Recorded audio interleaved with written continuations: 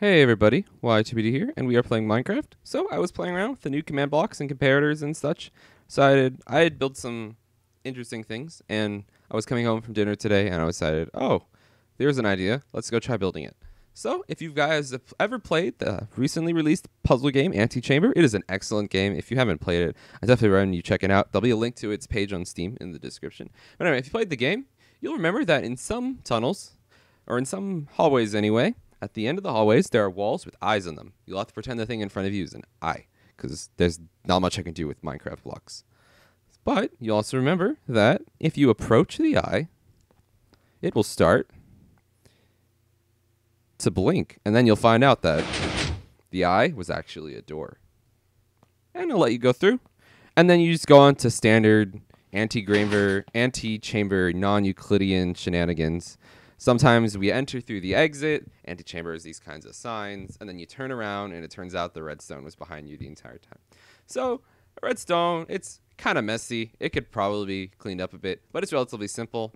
Basically, here's a clock attached to this command block, which just detects when I am close enough to the door. When I'm close enough to the door, it powers 2 redstone lines, this one with all the repeaters.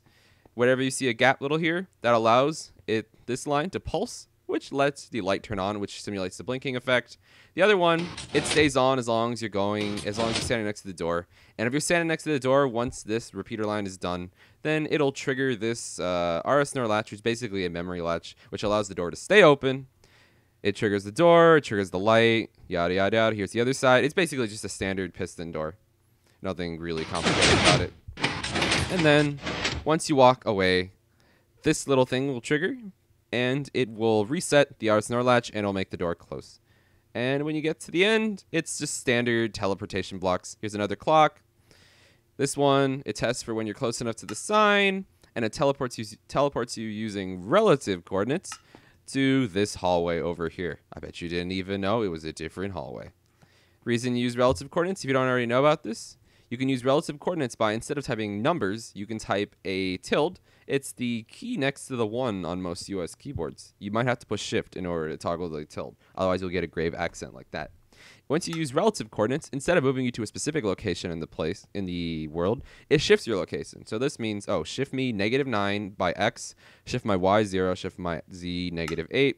Reason you like using relative coordinates instead of absolute coordinates is therefore I can go to the sign at the very left, and it will bring me to the left of the sign in the other hallway. If I'd used absolute coordinates, it probably would have teleported me to the center, which wouldn't have looked very believable. So yeah, like I said, this redstone is probably simple. So if you want to check it out yourself, see if you can improve it, see what cool things you can make, feel free to download it in the description below.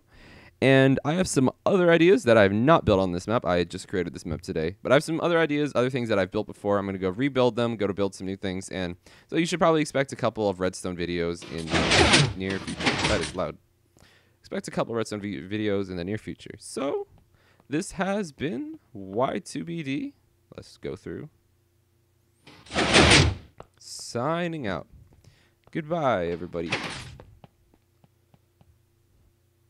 Non-Euclidean.